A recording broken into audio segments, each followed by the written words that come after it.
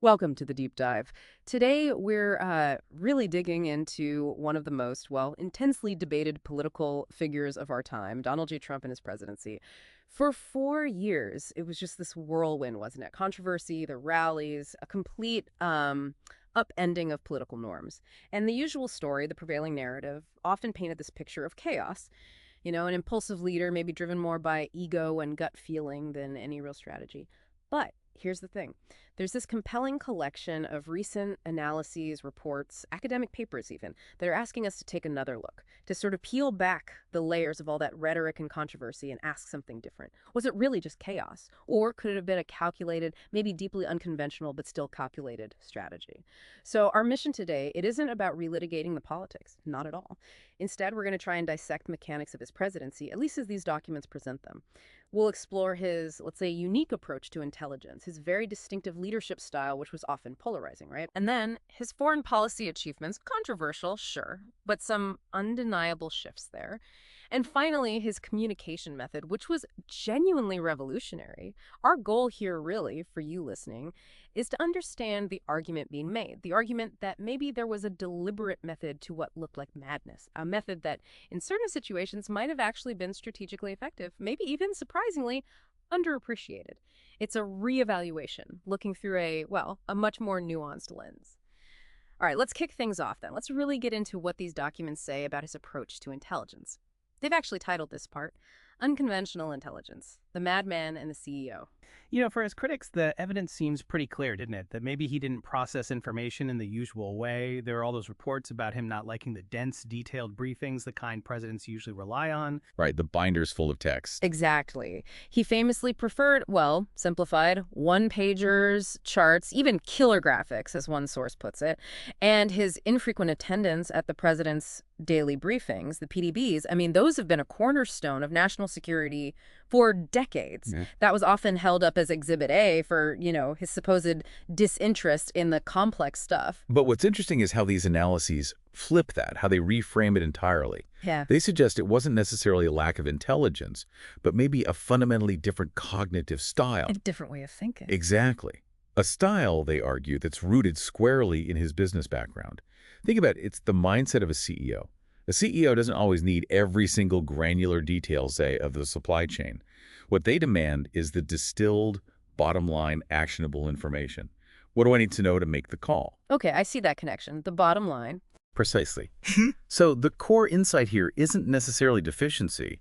It's more like a radical redefinition of what intelligence even meant to him. It wasn't about wading through dense reports. It was about identifying the strategic leverage points, the real levers of power he could actually pull. It's that ultimate CEO's bottom line thinking applied directly to, well, global affairs. That's quite an interpretation. So this unique cognitive style, how does the analysis suggest it then directly fed into a deliberate strategic approach? I'm thinking specifically about something like the madman theory. Do these documents connect his way of thinking to that old concept? They absolutely do. The madman theory is famously linked with Nixon, of course. And the basic idea is if you cultivate an image of being unpredictable, maybe irrational, even volatile, you make your threats more credible, you can potentially force adversaries to the negotiating table on better terms for you. Because they think you might actually do the crazy thing you're threatening. Exactly. If your opponent thinks you're, well, maybe crazy enough to do anything, they're probably more likely to concede something just to avoid finding out. And if you look at Trump's presidency through that lens, you start seeing examples. Take his public back and forth about whether to order military strikes against Iran. A senior administration official, according to one source, actually described that as a calculated deception designed specifically to throw adversaries off balance. Or think about his boasts on Twitter about the size of his nuclear button, widely mocked at the time, sure, but within this madman framework, it fits. The argument in these analyses is that these weren't just impulsive outbursts. They might have been calculated moves, trying to turn that perceived unpredictability into a strategic asset, a madman persona that forced others to constantly recalculate. It's almost jarring, isn't it, hearing those public statements reframed as potentially calculated moves? Because, as you said, at the time, mostly we just saw the outrage or the ridicule. This really does shift the perspective. But, okay, this approach, it must have created a pretty difficult relationship with the traditional intelligence community, right? Oh, absolutely. Fraught is a good word for it. His public clashes, his clear distrust of what he called the deep state, that term he used for the entrenched bureaucracy he felt was resisting him, Hmm. and his tendency to seem to prefer getting info from cable news over the formal briefings. Critics saw that as, well, politicizing intelligence, didn't they? They did. But again, looking at it from a purely strategic viewpoint, the analyses suggest another interpretation. It could also be seen as a calculated decision, a choice to operate outside the conventional diplomatic frameworks, to leverage psychological influence, maybe even a bit of game theory, anticipating your opponent's moves to shape outcomes. So not about being uninformed, but about controlling the narrative. Potentially. Viewed through this lens, his approach to intelligence wasn't necessarily about ignoring information. It was perhaps about shaping that narrative of unpredictability, something he could then wield like a weapon in negotiations. Okay, so after digging into his intelligence approach, I'm really curious how this carried over into his leadership style, because the reports describe something, well, truly unique there, too. They call it leadership as disruption, the populist and the autocrat. What did that composite leadership type actually look like on the ground? Yeah, the reports paint a picture of this unusual blend. Supreme self-confidence, definitely. Very directive control. And something they call social magnetism. He's pretty consistently identified as having an autocratic leadership style, meaning a centralized, top-down chain of command. He makes the final call, often without, extensive consultation. And the proof is kind of in the pudding there with the staff turnover, right? Right. The evidence is quite stark. His administration saw an astonishing 92% turnover rate among his senior A-team staff. That's Yeah. significantly higher than any president before him. And while critics definitely jumped on that, seeing it as a clear sign of a toxic, chaotic work environment, how do these analyses suggest we should think about the strategic implications? Well, they argue that for his supporters, that very decisiveness was seen as a core strength. They saw a leader who was willing to take swift action, cut through bureaucratic red tape, especially when things felt like a crisis. Get things done, basically. Exactly. And his charisma, yes, it was intensely polarizing, no doubt, but it also forged this incredibly powerful, almost unbreakable emotional bond with his base. The reports suggest that what many people perceived as narcissistic behavior, or maybe just very me-centric, could actually be seen as a strategic asset for a populist leader. How so? He effectively merged his personal brand with a national vision. Think about America First, or his talk about the forgotten men and women, or even positioning himself as a victim, fighting against an unfair system. All of that resonated deeply with voters who felt left behind or ignored by the traditional political establishment. So in that context, his ego wasn't just a personality trait. It was almost the engine driving his populist appeal. That's interesting. And one of the most fascinating points I thought in the analysis was this link they draw between his leadership style and the modern business idea of disruptive innovation. Like how a tech startup comes in and challenges a whole established industry. Yeah. They don't play by the old rules. They move fast. They break things. They basically flout tradition to carve out new territory. Right, the classic disruptor model. And the documents suggest Trump basically applied that same disruptive management philosophy directly to politics. So his unconventional actions, that crazy high staff turnover, the public attacks on institutions, the off-the-cuff communication, maybe they weren't just random chaos. Maybe they were a reflection of this underlying philosophy of disruption. But that raises a really important point. This approach obviously had limitations, serious ones. The same decisiveness that supporters admired could, and arguably did, lead to what critics called reckless behaviors, or maybe poor choices on complex issues, especially when expert advice was sidelined or ignored. Like using emergency powers for tariffs. That was decisive but heavily criticized. Exactly, that's a prime example. A decisive action, but one criticized as potentially an abuse of power, or at least economically questionable by many experts.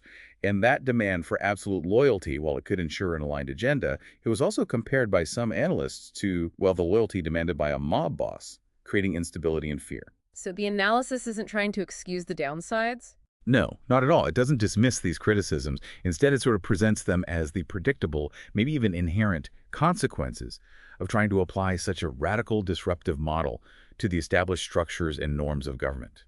You shake things up that hard, things are going to break. The real test, though, is always results, isn't it?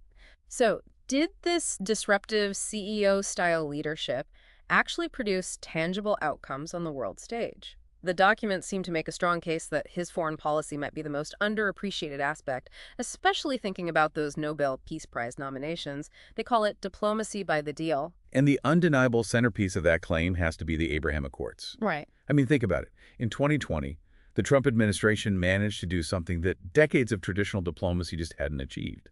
They brokered these agreements, normalizing relations between Israel and several Arab nations, the UAE, Bahrain, Morocco, Sudan. Which flew in the face of conventional wisdom. Completely.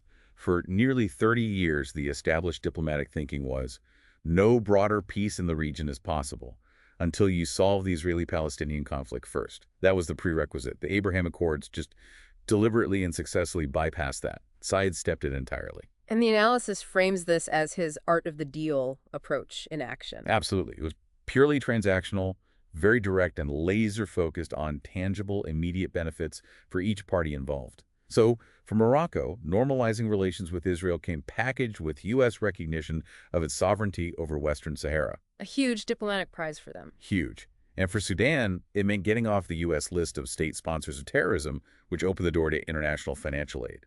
This unconventional, often criticized transactional style quid pro quo essentially had achieved breakthroughs where the traditional, more consensus-based diplomacy had been stalled for a generation. Those are definitely significant shifts, undeniable breakthroughs in how things had been done.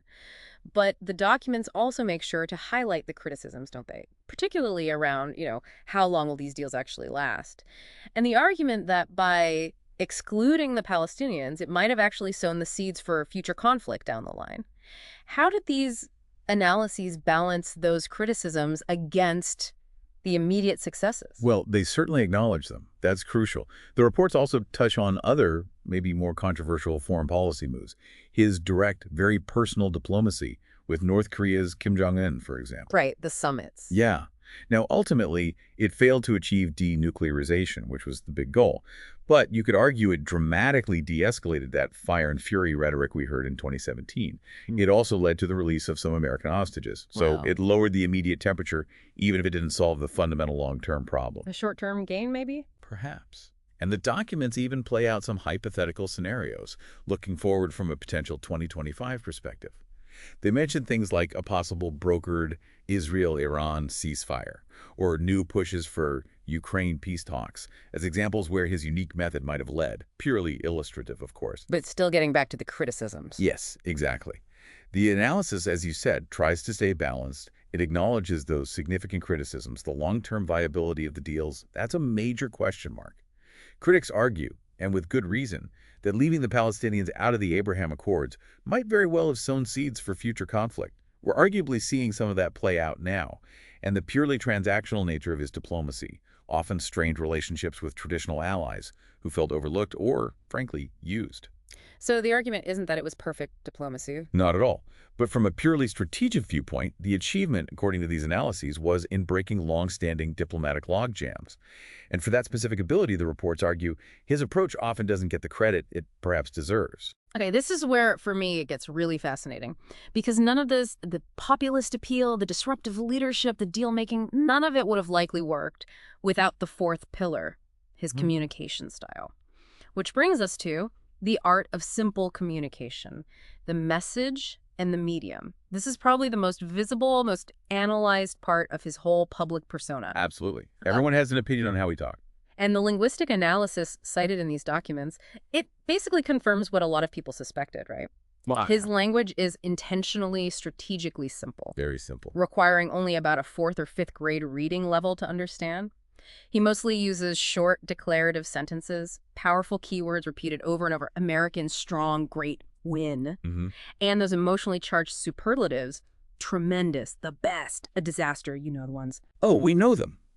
And while critics for years called this oversimplification maybe a poverty of thought or proof of an uncurious mind, the analysis we're looking at here presents it very differently. It argues this was actually a highly sophisticated and frankly incredibly effective strategy for mass persuasion. Sophisticated in its simplicity. Exactly. This intentional low readability wasn't a sign of cognitive limitation, the argument goes. It was a tool to maximize accessibility and memorability for the broadest possible audience. It allowed him to effectively bypass what he clearly saw as the hostile gatekeepers in traditional media and speak seemingly directly to the electorate, unfiltered. And he also mastered that technique the reports call crisis framing, didn't he? Mastered is the right word. He took complex issues, immigration, trade deficits, global instability, and framed them in really stark binary terms. Us versus them, good versus bad. As existential crises, basically. Things threatening the nation's survival. Precisely. And then, crucially, he positioned himself as the decisive leader, the strong protector, the only one who could fix it and alleviate the insecurity he had just helped cultivate. It's a classic technique, but he amplified it. Massively. It created this incredibly powerful us versus them dynamic, a narrative that forged intense loyalty and mobilized his base through shared emotion, through a powerful sense of urgency, fight or lose. But the trade-off here, it seems maybe the most profound of all. His direct, unfiltered style, especially amplified by social media like Twitter, it's also associated with what the reports bluntly call a high volume of falsehoods. Yes, that's unavoidable. This constant barrage of questionable claims, outright falsehoods sometimes, it just seemed to overwhelm the normal fact-checking mechanisms, didn't it? It absolutely did. And the analyses conclude this contributed significantly to a wider and possibly lasting erosion of trust in traditional sources of information and expertise. So while his communication strategy achieved, unprecedented levels of accessibility and emotional connection with his audience, it came at potentially a very significant cost. A cost to the very foundation of nuanced, fact-based public discourse. So we come back then to our central question. Was it all just chaos, or was there a calculated doctrine behind it? The documents we've explored today, they really do make a pretty compelling case for, well, at least a more nuanced understanding. Yeah, I think nuanced is the key word. What the analyses consistently seem to show is that Donald Trump's approach to intelligence, to leadership, foreign policy, communication, while yes, deeply unconventional and undeniably controversial, maybe wasn't random, they suggest these pieces were part of a coherent, interlocking approach. You could almost describe it as a personality as strategy. Personality strategy, I like that. Yeah. A strategy that consistently valued disruption over tradition, decisiveness over consensus, and that direct emotional connection over, say, intellectual abstraction. And you can't deny this approach did yield some significant, tangible outcomes, like the Abraham Accords. That really did defy decades of conventional wisdom. Absolutely. But, and this is the crucial balance, it also came with significant costs, perhaps lasting costs, to institutional norms, to diplomatic alliances, and, as we just discussed, to the very nature of public debate and trust. So the final verdict on his presidency, its ultimate impact. That story is definitely still being written. History takes time. But to really understand his enduring influence on politics, these analyses suggest we have to be willing to look beyond the daily controversies, maybe try to separate the style from the substance a bit, and appreciate the strategic intent and the practical impact of what was truly a one-of-a-kind approach to the presidency. So here's a final thought, maybe something for you to consider as you reflect on this idea of personality as strategy. How might its unique blend of, let's call it success and inherent costs, reshape our understanding of what even counts as effective leadership in the 21st century? Especially now, in an era that feels defined by constant disruption and this kind of direct, often unfiltered communication. Thank you for joining us on The Deep Dive.